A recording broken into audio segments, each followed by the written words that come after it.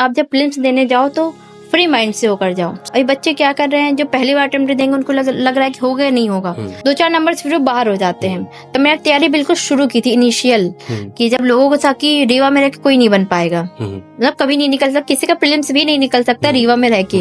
अभी तक मेरे एक भी बार प्रीलिम्स नहीं रुके। 2020, 2021, 2022, 2023, 2024 बच्चे इंटरव्यू 19 का दे रहे थे, उनका भी प्रीलिम्स नहीं निकला था 20 का। जनरल के कट ऑफ से ही 6-7 नंबर ज्यादा नंबर थे मेरे, पहले अटेम्प्ट में ही थे। 99 तक पहुंच गए हैं, लेकिन पेपर में 100 तक सॉल्व हो चुका है। तो उनका पूरा ओएमआर शीट गलत, दोबारा आपको ओएमआर शीट आपको मिलेगी ही नहीं। तो लगभग आप फ्री माइंड होकर दीजिए, जो आपने अभी तक पढ़ लिया केवल उसको ही पढ़ के रखिए, नया पढ़ने की कोशिश मत करिए। जो प्री होने वाला है उसके लिए बस ऐसी चीजें बता दीजिए कि ये चीजें करना है, तो आपका प्री नहीं रुकेगा। जैसा कि आपको पता है कि अभी मध्य प्रदेश लोक सेवा आयोग 2022 का फाइनल रिजल्ट घोषित हुआ है। इसमें मेरी 12वीं रैंक है और मुझे डिप्टी कलेक्टर का पद प्राप्त हुआ है। और मेरा नाम आयशा अंसारी है और इसमें ये मेरा तीसरा अटेम्प्ट था, जिसमें जो पहला अटेम्प्ट था मेरा उसका रिजल्ट पेंडिंग है, उसका अभी रिजल्ट फाइनल नहीं आया है। और जो दूसरा अटेम्प्ट रहा है मेरा, उसमें मेरा किसी भी पोस्ट पर सिलेक्शन नहीं हुआ था, इसमें मैं पूरा लिस्ट से बाहर थी। और ये मेरा तीसरा अटेम्प्ट था जिसमें मुझे डिप्टी कलेक्टर का पद प्राप्त हुआ है। इसके अलावा भी 2023 के भी मेंस का रिजल्ट घोषित हो चुका है, उसका भी इंटरव्यू है मेरा जुलाई में, लेकिन अभी इसी बार मेरा सिलेक्शन हो चुका है। और वर्ष 2024 का भी मैंने मेंस लिखा हुआ है, जिसका रिजल्ट पेंडिंग में है मेंस का। तो प्रीलिम्स के लिए मैं यही सजेशन देना चाहूंगी कि आप लूसेंट पढ़िए, लूसेंट ऑब्जेक्टिव ले लीजिए और घटना चक्र। और एक बच्चे बहुत बार गलती ये भी करते हैं कि लूसेंट जैसे जैसे नया एडिशन आता जाता है वैसे वैसे नहीं लेते जाते हैं। मेरे पास आज तक एक एडिशन है जो मैंने उस वक्त की ली थी, अभी तक प्री में मेरे काम आ रही है। अच्छा। उसके स्टार्टिंग के पेज बस फट चुके हैं, तो फिर भी मैंने बुक के बीच में डाल रखे हैं उसको, लेकिन आज तक मैंने कभी इसको चेंज नहीं किया। जब मेरी लूसेंट की फर्स्ट एडिशन थी वो 20 के टाइम की ही थी लगभग। तो बच्चे क्या करते हैं, चेंज करते हैं, तो फिर नई नई चीजें आती हैं, तो उनके मतलब उनका रिवीजन अच्छे से नहीं हो पाता है। सही है। तो प्रीलिम्स के लिए मैं यही सजेशन देना चाहूंगी कि आप लूसेंट पढ़िए, लूसेंट ऑब्जेक्टिव ले लीजिए और घटना चक्र। घटना चक्र भी स्पेशली पॉलिटी, हिस्ट्री, ज्योग्राफी और इन्वायरमेंट, इनकी कर लेने से ये फायदा होगा कि 2020 का जैसे प्रीलिम्स हुआ था, मेरा पहला अटेम्प्ट था, उस वक्त जो बच्चे इंटरव्यू 19 का दे रहे थे उनका भी प्रीलिम्स नहीं निकला था 20 का, लेकिन मेरे मतलब कट ऑफ, जनरल के कट ऑफ से ही 6-7 नंबर ज्यादा नंबर थे मेरे, पहले अटेम्प्ट में ही थे। तो ऐसा था कि उसमें कहीं ना कहीं ऐसे क्वेश्चंस थे उसमें जो घटना चक्र में मेरे बहुत काम आए। लोगों को पता भी नहीं था कि घटना चक्र से उठ के आए हैं। मतलब सेम क्वेश्चन आए थे वहां से लगभग उठ के आए थे। और हल्की फुल्की आपने अगर अंडरस्टैंडिंग थी इस क्वेश्चन की तो आप उसको सॉल्व भी कर लेते, उसमें ऐसे कोई दिक्कत नहीं होती आपको। तो आजकल बच्चे वो चीजें नहीं कर रहे हैं, वो मार्केट के जो नोट्स हैं, क्योंकि अभी क्या हो गया, नोट्स बहुत ज्यादा हो गई हैं, मतलब हर एक कोचिंग की अलग अलग नोट्स आपको अवेलेबल हो रही हैं। तो मेरा ऐसा मानना है कि अगर प्रीलिम्स की अभी भी तैयारी करना चाहो तो आप लूसेंट हो गई, अगर जीएस की बात करूं मैं तो लूसेंट हो गई, लूसेंट ऑब्जेक्टिव हो गई और घटना चक्र हो गई। इनका मतलब 3 से 4 बार रिवीजन आपको हो जाना चाहिए। और बाकी अलग अलग यूनिट्स के अलग अलग नोट्स आते हैं, उसके बारे में मैं आपको बता सकती हूँ फिर। ओके, अगर यूनिट वाइज अगर बात करें, थोड़ा सा ब्रीफ में बता दी तो अभी क्या अप्रोच होनी चाहिए, बट फिर भी अगर नहीं निकल पा रहा है, कुछ नंबर से रुक रहा है, तो क्या करना चाहिए उसको? जैसे हमारा यूनिट 1 हिस्ट्री है, हाँ, एमपी की शायद हिस्ट्री है वो, मुझे अभी एग्जैक्ट सिलेबस अभी अपना भूल चुका है, क्योंकि 2000 हमने हमारा क्या है कि हम कंटिन्यू मेंस और इंटरव्यू में लगे रहे, प्रीलिम्स बस हम जाके दे रहे हैं, क्योंकि जो हमारी 2 साल की तैयारी थी उसमें हमारा पोर्शन जो बेस इतना स्ट्रांग हो गया, जब हम प्री के लिए अगर अलग से नहीं भी पढ़ते फिर भी हम जाके देते तो 80 से ऊपर नंबर रहते हैं हमारे। ऐसा रहता है क्योंकि हम कंटिन्यू मेंस का रिविजन कर रहे हैं। और जैसा कि मैंने बताया कि मेंस का रिविजन ही आपको प्रीलिम्स में आगे लेकर जाएगा। तो फर्स्ट यूनिट शायद एमपी की है, तो एमपी के लिए मैंने दृष्टि की जो नोट्स थी जो उस वक्त आई थी डीएलपी में, वही मैंने पढ़ी थी। इसके साथ ही मैंने इसको मतलब हिंदी ग्रंथ एकेडमी और परीक्षा धाम से अपडेट कर लिया था, जो मतलब मेरी नोट्स में नहीं था उसको मैंने वहां से उसमें अपडेट कर लिया। ये एमपी की जो भी यूनिट्स हैं उसमें मैंने यही किया है। अगर फिर बात किया जाए हिस्ट्री में आप मेंस की पढ़िए। मेंस की अगर आप हिस्ट्री पढ़ लिए हैं, जो भी अगर आपके पास जो भी कोचिंग नोट्स हैं, अगर आप कोचिंग जा रहे हो, या फिर मैं बोलती हूँ कि स्पेक्ट्रम वगैरह अच्छी है, लेकिन पीएससी के उसमें इतनी ज्यादा हेल्पफुल नहीं है, एमपी पीएससी के उसमें, क्योंकि बहुत लोगों के लिए हेल्प कर सकती है, लेकिन जैसे अगर मैंने पढ़ा है तो आपके सामान्य नोट्स में मिल जाती हैं वो चीजें। तो मैंने लूसेंट की करी और जो अपना मेंस का जो अपना हिस्ट्री था उससे मैंने अपनी तैयारी की। ज्योग्राफी के लिए भी लूसेंट और अपनी मेंस की जो नोट्स हैं आपकी, पॉलिटी के लिए भी सेम मैंने करी है। लेकिन अगर बात की जाए करंट अफेयर्स के लिए, करंट अफेयर्स तो डेली न्यूज़पेपर कर रहे हैं अपन, उसके बाद क्या रहता है कि हम स्पीडी लास्ट में मिलती है। तो स्पीडी में भी जो इंडेक्स वाला पोर्शन होता है, स्पीडी में एक टाइम के बाद आपको मंथली वाले भी मिलने लगती हैं चीजें। तो स्टार्टिंग में जो इंडेक्स वाली पोर्शन होता है उसको आप, बहुत सारे चैनल्स आते हैं, ट्रिक पॉइंट एक चैनल है, उसमें भी जो इंडेक्स होते हैं उसके ट्रिक से माध्यम से आपको याद करवा देते हैं, आपको वो भी रटने नहीं पड़ते हैं। और जो एमपी का होता है उसके लिए तथ्यवान बहुत अच्छी बुक है। तथ्यवान मतलब ब्रीफ भी है और आपको सारी चीजें मिल भी जाती हैं उसमें। तो करंट अफेयर्स के लिए ये पोर्शन अच्छा है आपका। कोई अलग से मैगजीन भी नहीं पढ़ती एमपीपीएससी के लिए, कोई जरूरत नहीं है कि आप अलग से और भी मैगजीन्स आप पढ़ें। मतलब ये 3 चीजें, अगर न्यूज़पेपर भी अगर आप डेली नहीं पढ़ पा रहे हो, पढ़ना चाहिए, लेकिन अगर आपके पास टाइम अगर नहीं मिल पा रहा तो आप लास्ट में स्पीडी और तथ्यमान लेके भी अपना करंट अफेयर्स कर सकते हो 10 के 10 नंबर के लिए भी। ओके। और एक यूनिट 9 है अपनी आईसीटी की है। आईसीटी के लिए निर्माण की बुक बहुत अच्छी है। ठीक है। और अगर आपको एक साथ में अगर और अच्छा उसको स्ट्रॉन्ग करना है कि एक हो गया उसमें आपको और इनहेंस करना है आपके कंटेंट को, तो आप परीक्षा धाम के ले सकते हैं। आप दोनों को मिक्स करके आप पढ़ सकते हैं। और यूनिट 10 के लिए भी निर्माण और परीक्षा धाम की जो जनजातियां हैं इनको कर सकते हैं। तो एमपी के लिए भी आपको मैंने बता दिया परीक्षा धाम, लेकिन अभी वर्तमान में मैंने परीक्षा धाम पढ़ी नहीं है अलग से, दोस्तों से लेके बस मैंने उसको अपने नोट्स में अपडेट कर ली है चीजें। लेकिन कोई अगर बच्चा नया है, अगर पढ़ना चाहता है, परीक्षा धाम लेके एमपी जीके की पूरी अच्छी तैयारी कर सकता है वो। परीक्षा धाम का तो बेसिकली मैंने भी देखा है, उसकी जो एक्यूरेसी है ना, मतलब पूरी तरह से मतलब जैसे लूसेंट पढ़ते हैं आप, वैसे ही परीक्षा धाम में अच्छे से, काफी अच्छे से कंटेंट दे रखा है। प्री का ये सारी चीजें हो गई है, कम समय में रिवीजन कैसे करना चाहिए वो बता दीजिए प्री के। भाई रुको, स्किप मत करो, काम की चीज बता रहा हूँ। साइड में आप देख सकते हो टेलीग्राम का, बार बार इसलिए बोलता हूं मैं क्योंकि जो टॉपर्स वगैरह है उनकी कॉपी नोट्स, और अभी जो प्री आने वाला है 16 फरवरी को होने वाला है, उसके लिए भी मैं टेस्ट सीरीज डाल रहा हूं।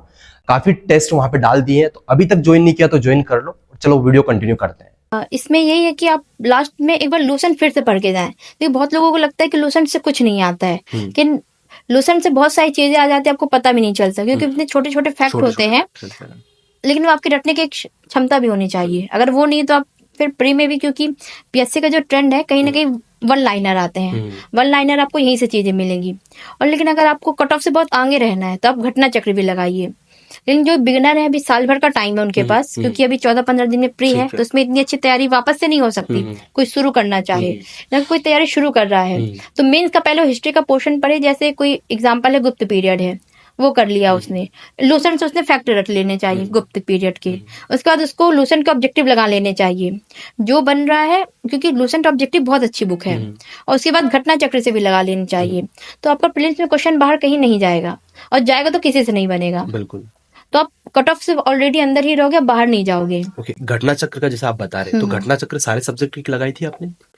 मैंने तो घटना चक्र अलग से खरीद के नहीं पढ़ी, मैंने इसको भी पीडीएफ से ही पढ़ा है। अच्छा। पीडीएफ में रात में सोने का टाइम होता था, दिन भर पढ़ती थी, रात में लगभग 1 घंटे 4-5 टॉपिक्स तो मैं निकाल लेती। तो ऐसे मैंने लगभग 2 से 3 बार, क्योंकि मेरे पास 2 साल का टाइम मिल गया था। अच्छा। 2020 से 2022 तक का, क्योंकि कोविड का पीरियड था। उस वक्त मैंने घटना चक्र, लूसेंट वगैरह मतलब कई बार लगा ली थी कि मेरे क्वेश्चन गलत होने का नाम नहीं ले रहे थे। और अभी क्या है कि अभी मुझे टाइम तो नहीं मिल पा रहा प्रीलिम्स के लिए, उस वक्त का पढ़ा हुआ अभी तक मेरे काम आ रहा। तो अभी तक मेरे एक भी बार प्रीलिम्स नहीं रुके। 2020, 2021, 2022, 2023, 2024 नए सिलेबस के बाद भी मेरी चीजें गलत नहीं होती हैं, क्योंकि हम मेंस में लगे हुए हैं। 2024 का पूरा साल मेंस इंटरव्यू में लगा था, उसके बाद भी मेरी चीजें गलत नहीं हुई। वो ये था कि आपका बेस स्ट्रांग था। हमने घटना चक्र अगर आप 2-3 बार भी लगा लोगे, आपको दोबारा पढ़ने की जरूरत नहीं होगी, लेकिन आप कम से कम 2 से 3 बार तो आप लगा लो, तभी जाके चीजें हो पाएंगी। मैं भी यही कहना चाहूंगा आप लोगों को कि देख सकते हो आप, क्योंकि प्रीलिम्स की अप्रोच इस टाइप से आप करोगे, मतलब ये जो फॉलो किया है आयशा जी ने, उस टाइप से अगर आप फॉलो करेंगे तो हो सकता है मे भी आपका प्रीलिम्स कभी नहीं मतलब रुकेगा नहीं आपका प्रीलिम्स, राइट? कई बार जब हमारे साथ ऐसा होता है कि सिलेक्शन नहीं हुआ, हम बैठ जाते हैं। जैसे 2021 में मेरा नहीं हुआ किसी भी पोस्ट पे, तो मुझे ऐसा था कि मैं छोड़ देती, लेकिन 2022 का मैंने दिया तो मुझे सीधे टॉप वाली पोस्ट मिल गई। तो अभी बहुत सारे ऐसे लोग होते हैं जिनको जो एक बार सिलेक्शन होने के बाद, अब कई ऐसे मेरे दोस्त हैं जिनका 2021 में सिलेक्शन हो गया है, उसके बाद भी वो आगे पीएससी देंगे, क्योंकि उनको ये वाली पोस्ट अभी नहीं मिली है जो मुझे मिली हुई है। तो कई बार भगवान आपको पीछे खींच लेता है कुछ बहुत अच्छा देने के लिए। तो 2021 में तो मुझे नहीं दिया कुछ भी, लेकिन 2022 का जब रिजल्ट आया तो मुझे सीधे डिप्टी कलेक्टर का पोस्ट दे दिया। तो कई बार ऐसा होगा कि आपका सिलेक्शन नहीं होगा, कभी प्रीलिम्स नहीं निकलेंगे, कभी आपके मेंस नहीं निकलेंगे, लेकिन जब निकलेंगे तो बहुत अच्छा होगा। लेकिन ये कि आपको पूरी मेहनत के साथ अपनी पढ़ाई करनी चाहिए, उसके साथ कभी आपको मतलब कॉम्प्रोमाइज नहीं करना है कि बाद में हो जाएगा, बाद में चीजें कर लेंगे, ये चीजें नहीं करनी चाहिए। तो बताना चाहती हूँ कि इंदौर में रह के मैंने कोई कोचिंग नहीं की है, तो आपको ऐसा नहीं लगना चाहिए कि इंदौर में जाने से ही आपका सिलेक्शन होगा। सही है। और अब तो ऐसा हो गया है कि अब हर साल में पेपर्स होंगे। आपके पास वो टाइम नहीं है कि हर 2-2 महीने में आपके पास प्रीलिम्स होते थे। अब जो 16 फरवरी को प्रीलिम्स हो रहा है, अब वो अगले साल ही होगा।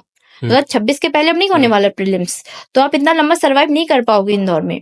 तो आपका जो तैयारी है वो आप घर से या इंदौर कहीं भी रह के आप कर सकते हो, लेकिन केवल इंदौर आके तैयारी करना ये केवल एक ऑप्शन नहीं हो सकता आपके लिए। एक वो टाइम बताइए आप मुझे, हर एक का स्ट्रगल रहता है कि वो टाइम मेरे लिए बहुत स्ट्रगल वाला टाइम था। जब मैंने अपनी तैयारी शुरू की थी तो एक लाइन बहुत फेमस थी वो, जब मैंने तैयारी बिल्कुल शुरू की थी इनिशियल, कि जब लोगों को था कि रीवा में रह के कोई नहीं बन पाएगा, मतलब कभी नहीं निकल सकता, किसी का प्रीलिम्स भी नहीं निकल सकता रीवा में रह के, कोई अगर बाहर पढ़ने नहीं जाएगा तब।